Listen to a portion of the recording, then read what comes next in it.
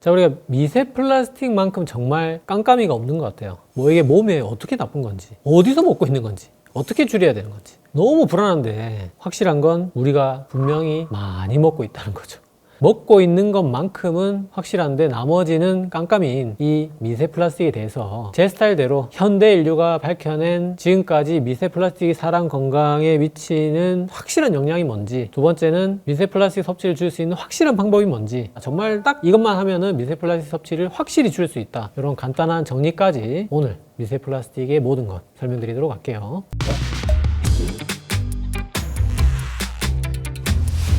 네, 안녕하세요. 운동한 내과 스탁트입니다.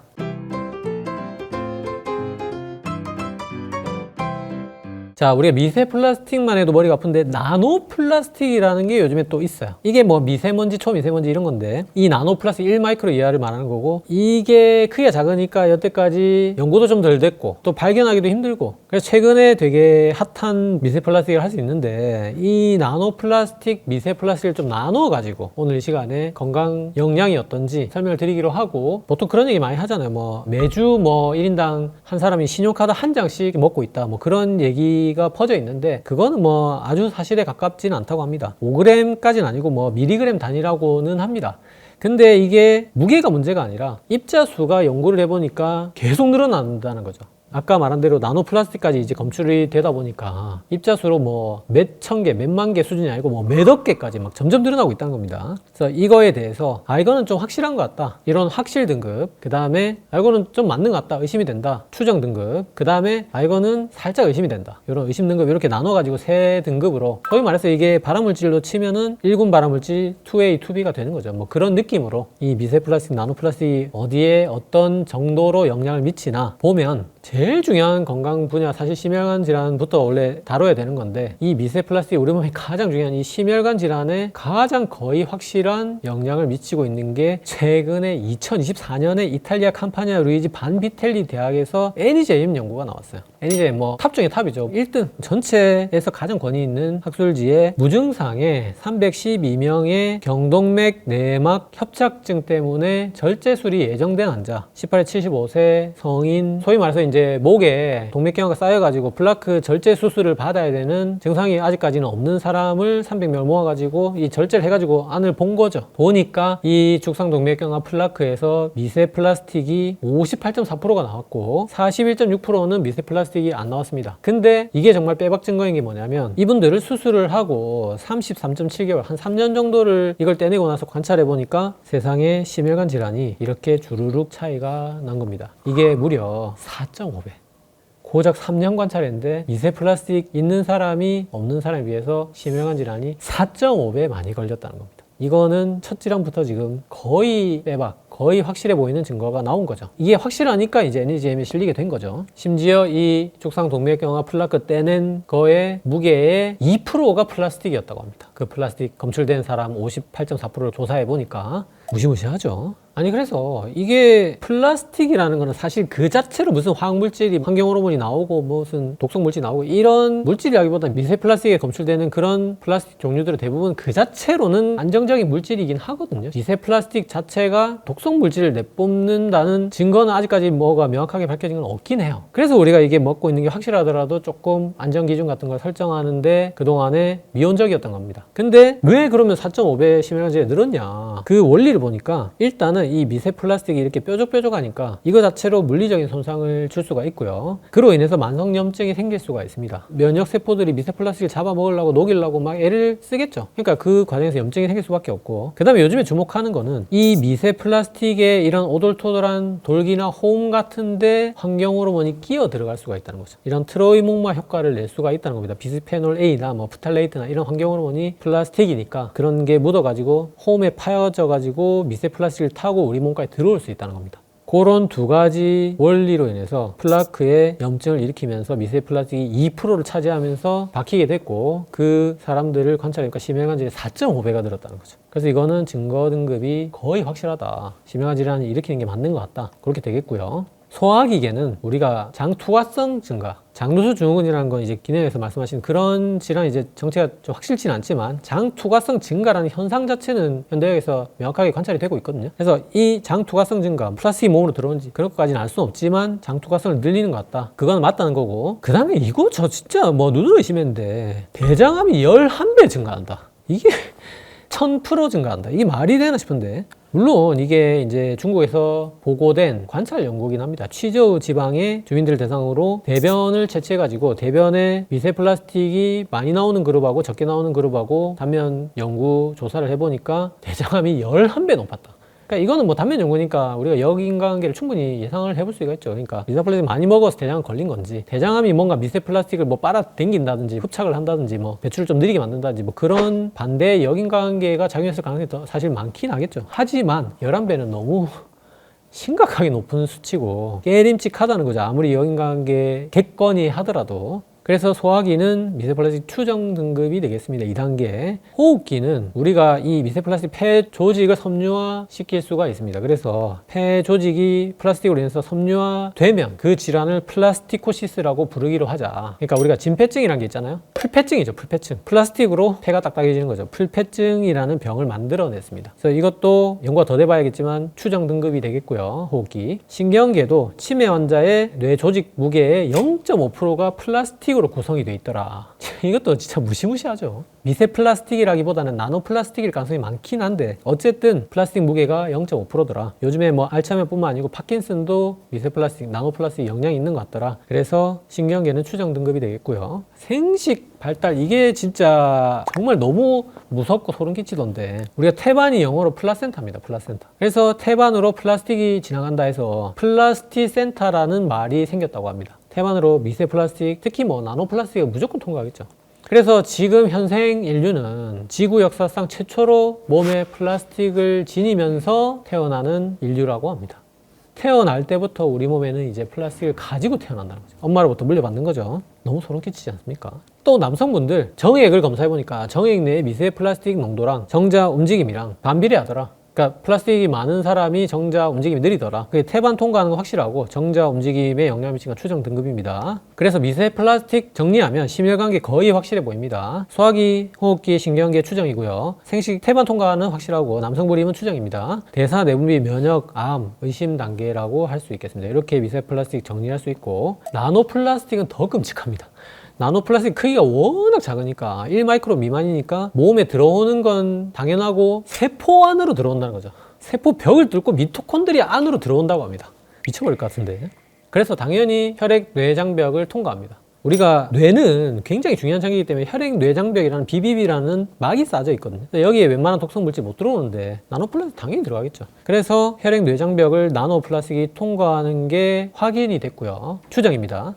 그래서 아까 뭐 치매 환자 뇌 조직을 검사해 보니까 뭐 0.5%가 플라스틱이더라 뭐 이런 얘기가 나오는 겁니다. 요즘에는 또 나노 플라스틱이나 파킨슨에 영향이 있는 것 같다 이런 논문도 나오고 생식도 아까 정액 내에 플라스틱 농도가 높으면 운동성이 떨어진다. 아마도 나노 플라스틱일 가능성이 많습니다. 그 주인공이. 정자는 거의 유전체랑 미토콘드리아랑 그 정도밖에 없거든요. 이 세포가 엄청 작기 때문에 미토콘드리아를 훼손시켜가지고 정자 움직임을 느리게 만드는 건 아니겠느냐 추정이고요. 태아에는 들어가는 건 확실한데 이제 태아에 문제를 일으키느냐 추정입니다. 유전 독성 그러니까 암 발생 의심이고요. 자 그래서 나노 플라스틱 정리하면 이렇게 되겠습니다.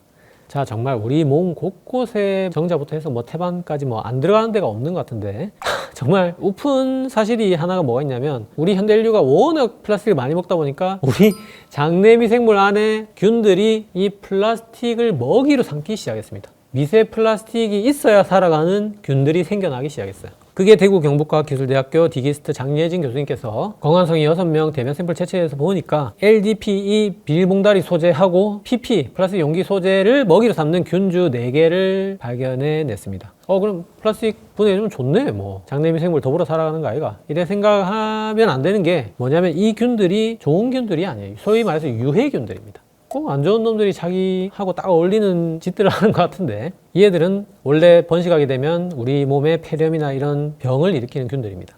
그리고 얘들이 분해해서 깔끔하게 딱 먹고 치우는 게 아니라 독성 물질이 뭐가 나올지 모르는 거죠. 플라스틱 분해해서. 그래서 균도 유해균이고 장염, 폐렴, 폐혈증 뭐 이런 거 걸릴 수 있고 독성이 나올 수도 있고 이게 장내 생물이 미세 플라스틱 분해하는 게 절대로 좋은 일이 아닙니다. 우픈 게 아니라 굉장히 심각한 얘기라는 겁니다. 그래서 제가 이거 진짜 애니제임 그 논문 읽으면서 텀블러 바로 샀습니다. 뒤에 설명드리겠지만 여러분들도 꼭 텀블러 사시도록 하고.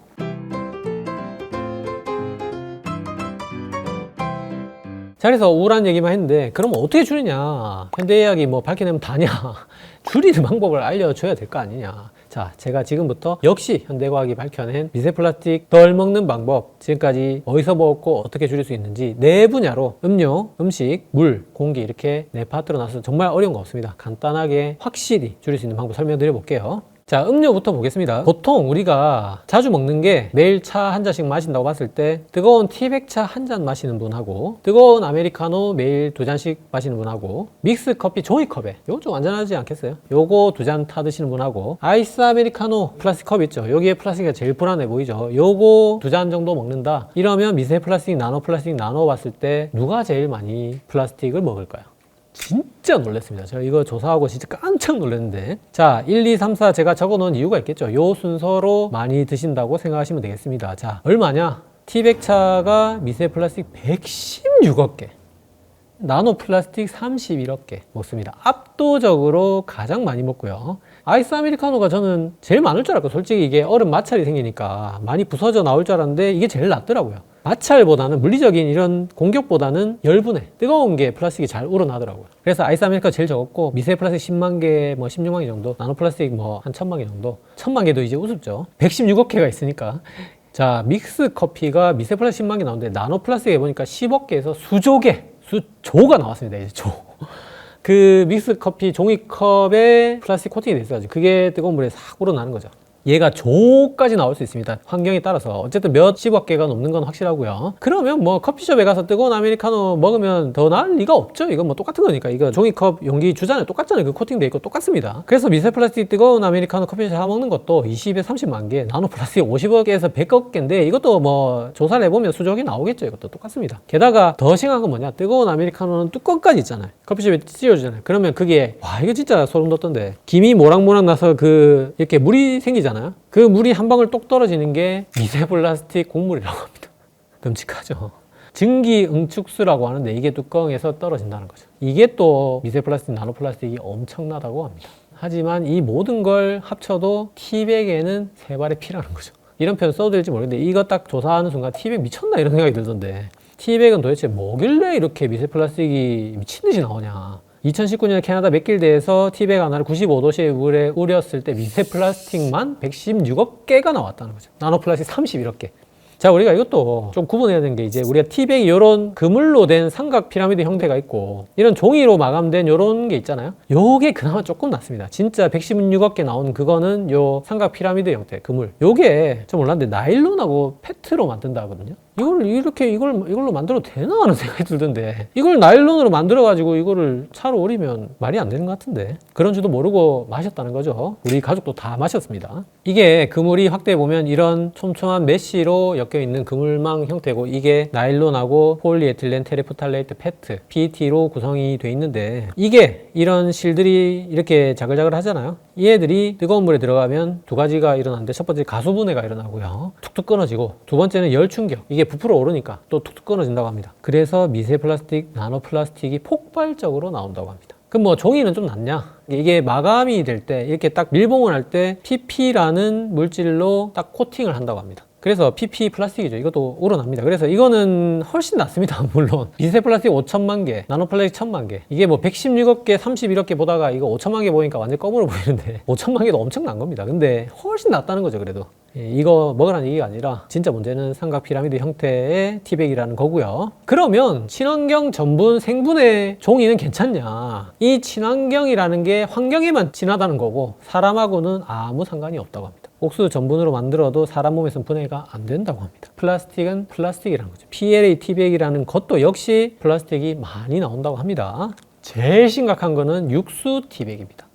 이건 진짜 뭐 딱 생각해봐도 자 우리가 차 차보다 육수가 일단 시간이 길죠. 4배에서 6배 정도인데 그러면 4배에서 6배 정도 미세 플라스틱 많이 나오려나? 그게 아니라 시간에 비례하는 게 아니라 지수 함수로 증가한다고 합니다.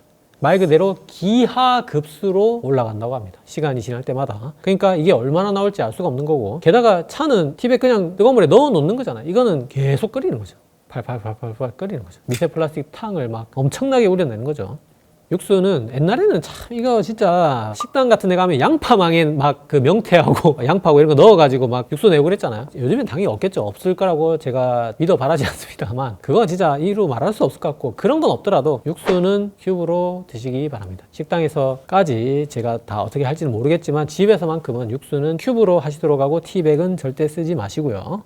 그래서 뭐 이거는 차를 여러분들 전혀 포기할 수가 없는 게 안전한 방법이 있죠. 이거 뭐 입차로 해가지고 이렇게 끓이고 스테인리스 인퓨저 거름망 해가지고 드시면 차 얼마든지 충분히 드실 수 있습니다. 그 다음 안전한 것이, 종이도 이렇게 마감되어 있는 거 말고, 밀봉되어 있는 거 말고 종이를 마감을 이렇게 접어가지고 막 호치케스 찍어놓고 뭐 실로 묶어놓은 거, 이게 훨씬 안전하다고 합니다. 이거는 100%라고 우리가 장담 못하지만 거의 안전한 걸로 생각이 되는 그런 마감이 되겠고, 정말 부득이하면 이걸로 먹고 제일 안전한 거는 이걸로 드시라는 거죠. 그래서 이게 1티어, 이게 2티어, 얘나 PLA나 이런 게 3티어. 나일론 페트 메쉬로 된 삼각 피라미드 티백은 정말 법이 바뀌어가지고 이걸 뭐 어떻게 다른 물질로 대체하든지 뭐 금지하든지 그렇게 되기 전까지는, 오늘 이 영상 보시는 분들은 삼각 피라미드 형태의 티백은 절대로 드시면 안 되겠습니다.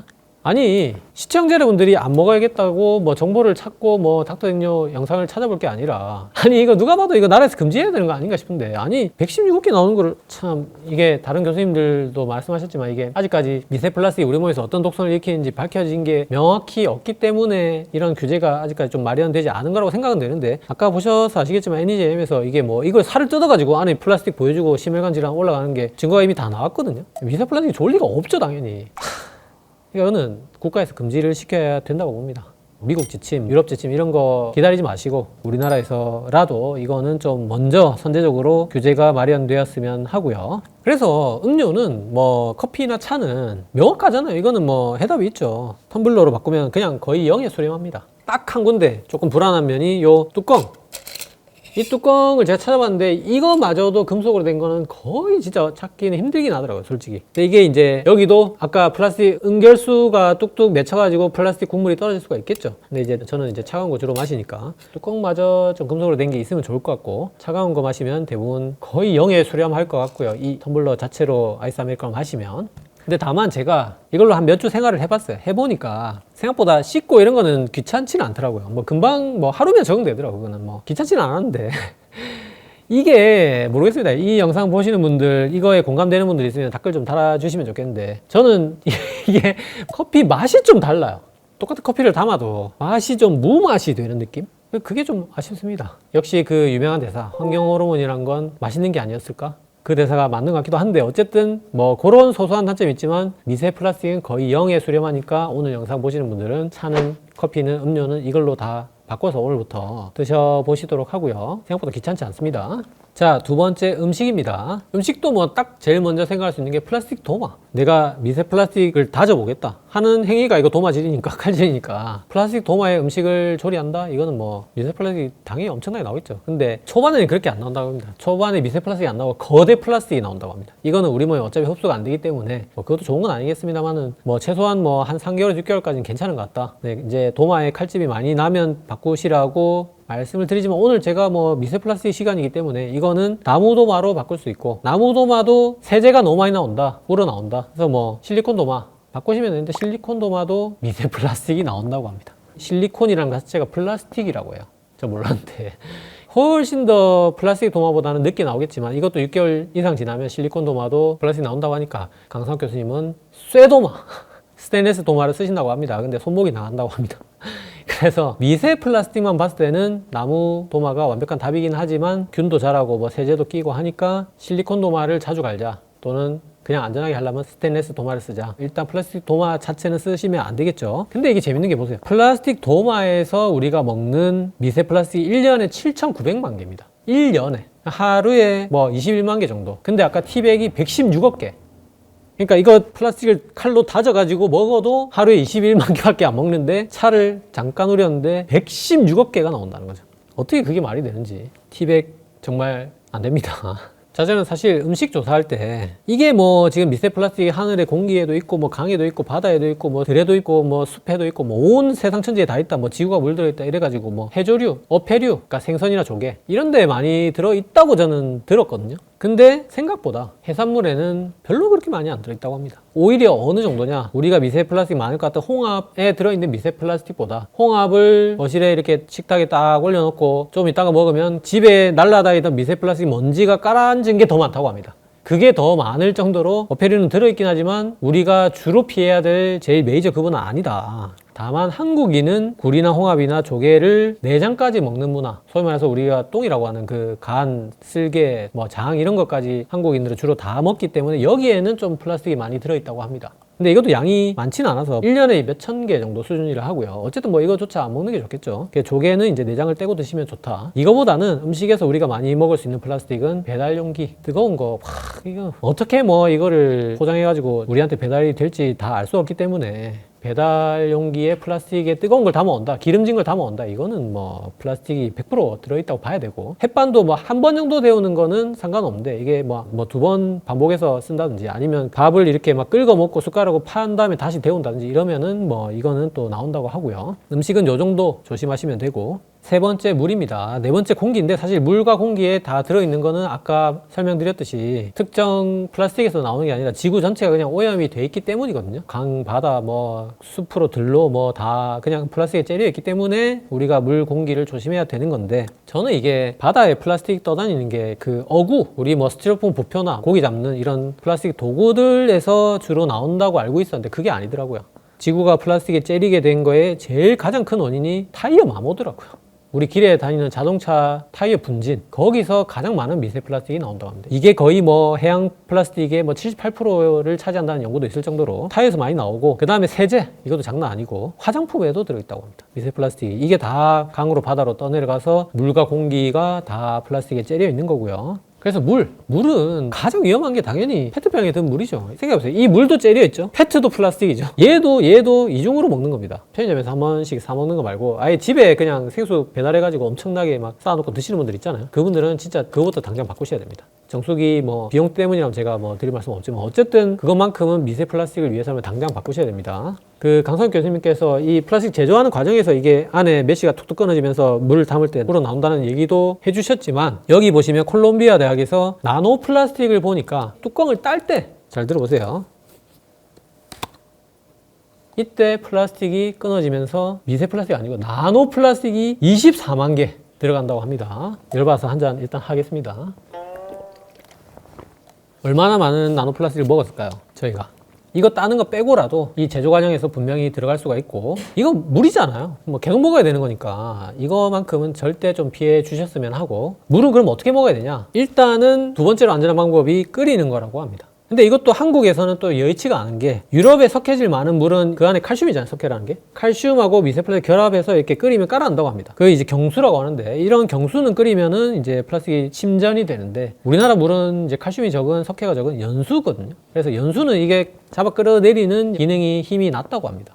그래서 유럽 물은 끓이면 미세 플라스틱 90% 제거되는데 우리나라는 그 정도까지는 아니다. 조금 약하다. 그래서 정말 가장 확실한 방법은 정수기인데, 정말 제일 미세 플라스틱 입장에서 확실한 방법은 역삼투압 방식의 정수기라고 합니다. RO 방식이라고 하는데, 일반 정수기 필터는 미세 플라스틱은 거의 99% 거르는데 나노 플라스틱 그 정도는 안 된다고 합니다. 근데 역삼투압 방식은 나노 플라스틱까지 99.99% 제거한다고 합니다. 그래서 제가 이거 조사하자마자 바로 저희 집 정수기 바로 읽어봤거든요. 저희 집은 역삼투압은 아니더라고요. 일반 정수기인데, 일반 정수기도 상당히 좋습니다. 근데 확실하게 정말 나노 플라스틱 하나도 안 먹고 싶다 하면은 역삼투압이 정답이라는 거죠. 그래서 바로 이거 영상 준비하면서 와이프한테 전화해가지고 역삼투압으로 바꾸자면서 지금 상의 중이긴 한데, 어쨌든 이 영상 보시는 분들은 이게 뭐 정답이 있는 거니까 미세 플라스틱 걱정된다면 역삼투압 이 방식을 고려하시도록 하고요. 자, 마지막 네 번째, 공기입니다. 자, 공기에도 미세 플라스틱이냐? 아까 말씀드렸듯이 홍합에 들어있는 미세 플라스틱보다 공기 중에 날려서 깔아앉아서 홍합에 앉은 미세 플라스틱이 더 많을 정도로 공기에는 정말 많은 미세 플라스틱이 있습니다. 근데 평소에는 그 미세 플라스틱이 바닥에 다 깔아앉아 있다고 합니다. 근데 사람이 이제 집에 들어와가지고 막 활동하고 움직이고 뭐 화장실 가고 이렇게 하면은 나 주변에 개인 구름, 퍼스널 클라우드라는 게 생긴다고 합니다. 진짜 끔찍하죠. 내가 미세 플라스틱 돌풍을 일으키고 다닌다는 겁니다. 그래서 이거를 내가 다 들이마시는 거죠. 그래서 이것도 답이 있습니다. 이것도 명확하게 답이 있고, 헤파 필터 HEPA 방식의 공기청정기를 사용하면 99.97%를 포집한다고 합니다. 그래서 헤파 필터는 이런 방식으로 나노 입자까지, 나노 플라스틱까지 뭐 99.97%까지 제거를 한다고. 이거 완전히 답이 있는 거죠. 이거는 비용만 있으면 이제 뚝딱이니까 노력 없이 살 수 있는 거지만, 돈이 드니까 돈 안 들고 노력으로 할 수 있는 건 뭐냐? 물걸레 청소입니다. 그래서 이게 진공 청소기는 미세 플라스틱 구름을 만들겠죠. 더 오히려 날리겠죠. 물걸레가 정말로 미세 플라스틱을 없앨 수 있는, 내가 다녀도 개인 구름이 안 생길 수 있는, 이게 뭐 제가 조리움 시간에도 말씀드렸잖아요. 물걸레 자주 하고 환기하는 게 폐암을 예방하는 길이다. 주부들, 요리하시는 분들 폐암 예방하기 위해서 물걸레를 반드시 청소를 하시라, 이렇게 말씀을 드렸는데, 결국은 공기 중에 미세 플라스틱 안 먹는 방법은 헤파 필터 공기청정기랑 물걸레가 되겠습니다.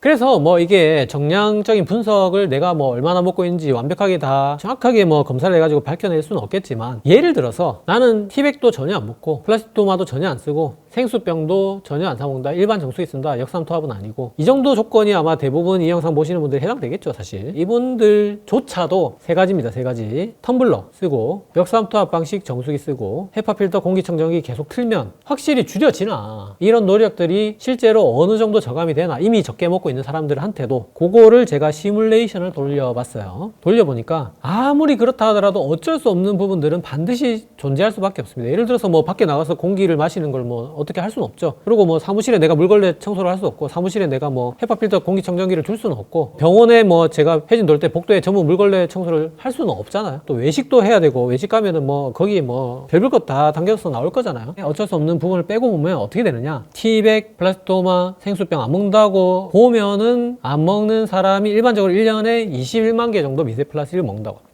아무리 조심을 해도 우리가 생활하면서 어쩔 수 없이 먹는 게 21만 개라고 합니다. 이거를 그 세 가지 노력을 하면 5만 1000개까지 낮출 수 있다는 거죠. 이게 76%를 줄일 수 있다고. 노력이 절대로 헛되지 않았다는, 그리고 그 세 가지는 그렇게 어려운 일도 아니라는 거죠. 그래서 식당에서 뭐 이런 거 나오는 거는 우리가 뭐 어떻게 하겠습니까? 뭐 이런 데 당겨져 나오는 거, 이런 거 최대한 피해야겠지만, 어쩔 수 없더라도 우리가 그 세 가지 노력만 해도 뭐 63%, 많게는 76%까지 줄일 수가 있고, 개수를 한 60, 70%, 3분의 2 정도 줄이는 것도 있지만, 건강에 대해서는 거의 95%까지 방어가 될 수도 있다는 보고도 있어요. 그래서 절대 이 노력이 헛되지 않고, 우리가 깜깜이가 아니고 이 정도만 노력해도 미세 플라스틱은 충분히 막을 수 있다. 우리가 가능한 상황이다. 무기력한 거 있잖아요. 우리가 뭐 지구온난화 같은 거 좀 무기력하잖아요. 근데 알고 보면은 우리가 할 수 있는 것들이 있고, 미세 플라스틱도 깜깜이고 모르는 것 같았지만, 이렇게 간단한 거 세 가지만으로도 생각보다 많이 줄일 수 있다는 거죠. 자, 그래서 제가 조사한 거 다 말씀드렸고, 오늘의 메시지는 명확하죠. 물론 이제 비용이 들긴 하지만 스테인리스 텀블러 음료는 고민할 게 없습니다. 이거 씻는 것도 진짜 별로 안 귀찮습니다. 맛이 좀 달라진다는 거, 저 개인적으로 그게 좀 컴플레이닝 하지만, 어쨌든 이거는 어렵지 않고 비용도 싸고 충분히 해보시고, 역삼투압 정수기, 물을 끓여 먹을 수도 있고 일반 정수기로 해도 되겠지만 이게 더 확실한 방법이 맞고요. 헤파필터 공기청정기 저희 집에는 있더라고요, 다행히. 그래서 이거 자주 트시면 된다. 미세 플라스틱, 나노 플라스틱 저감, 딱 세 가지만 기억하시면 된다는 거죠. 오늘의 아주 명확한 메시지, 마지막 결론이 되겠습니다. 자, 그래서 오늘 시간 미세 플라스틱, 나노 플라스틱이 우리 몸에 일으키는 문제부터 해서 어떻게 하면 줄일 수 있는지 현대의학이, 현대과학이 밝혀낸 정말 확실한 증거들 다 모아서 전부 다 설명드렸고, 오늘도 세 줄력으로 마무리할게요.